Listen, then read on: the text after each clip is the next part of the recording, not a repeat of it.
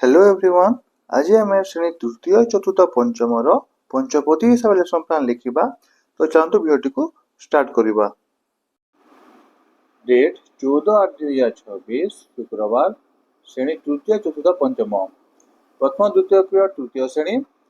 विषय भाषा महक। प्रसंग बाई चढ़ई और हाथी। L code OD310। शिक्षण फलाफल अभ्यास कार्य करेंगे।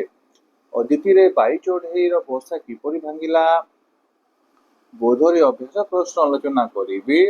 अभ्यास प्रश्नर उत्तर लिखिबे। प्रयोग रे उत्तर फर्द संशोधन करेंगे। प्रस्ताव रे बाई चढ़ई चित्र आंक। 3 नंबर पीरियड चतुर्थ श्रेणी। विषय आम विचित्र विश्व।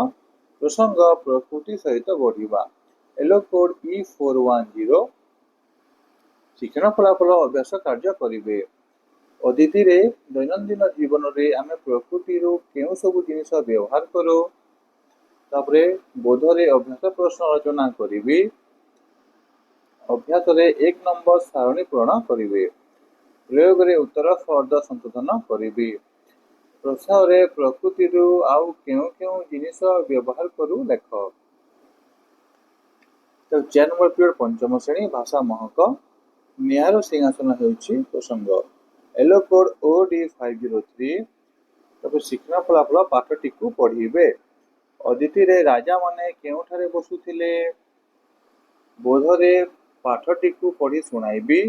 अभ्यास रे मो सहित पिला माने पढ़िबे। प्रयोग रे पाठरे थिबा कठिन शब्द को लिखिबे। प्रस्ताव रे वाक्य गठन करी आनिबो। तापरे 5 नंबर 6 नंबर 7 नंबर पीरियड स्वाधीनता दिवस पाई प्रस्तुति करेंगे। एटा थिला श्रेणी तृतीय चतुर्थ पंचम लेसन प्लान।